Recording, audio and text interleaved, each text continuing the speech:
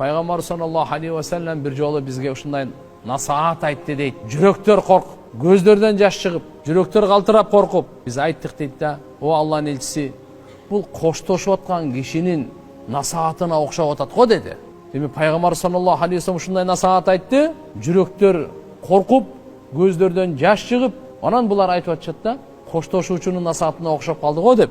Ошондуктан анан булар сурашты, фаусина я Расулаллах, бизге насаат айтыңыз деди. Осият кылыңыз, керезиңизди айтыңыз деп.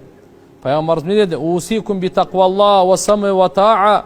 Эң биринчи силерге осиятым Алладан корккула, арам нерселерди, күнөөлөрдү таштагыла. Уккула жана баш ийгиле. Эгерде силерге кул башчы болуп калса дагы, ошондо дагы сөзүн уккула жана баш ийгиле. Кул болсо дагы, бир хадисте ушуга чейин келет, башы мейиздей болсо дагы, капкара кул болсо дагы ага баш ийгиле. Бир гана учурга чейин, арамга буйруганга чейин баш ийүү милдеттүү, фарыз, важип. Эгерде арамга буйрура турган болсо анда болбойт, анда баш ийүү жок.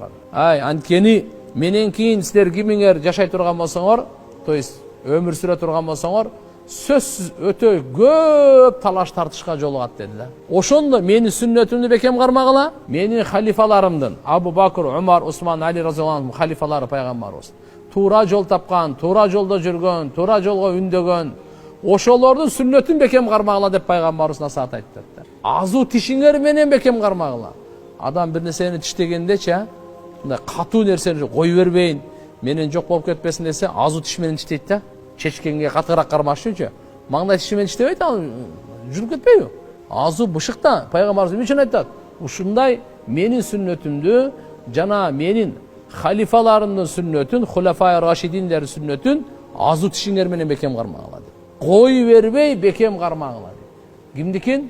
Менин сүннөтүм жана хулафай рашидин, менен кийинки келген, туура жол тапкан, пайгамбарыбыздын өзүнүн түздөн түз тарбиясын алгандар, Абу Бакр, Умар, Усман, Али разияллаху анхум. Ушулардын сүннөтүн бекем кармагыла. Ушул хадистен пайгамбарыбыз айтат, алардын кылганы да сүннөт экен да. Абу Бакрдын кылган иши сүннөт, Умардын кылган иши сүннөт, Алинин кылган, Усмандын кылган иши сүннөт.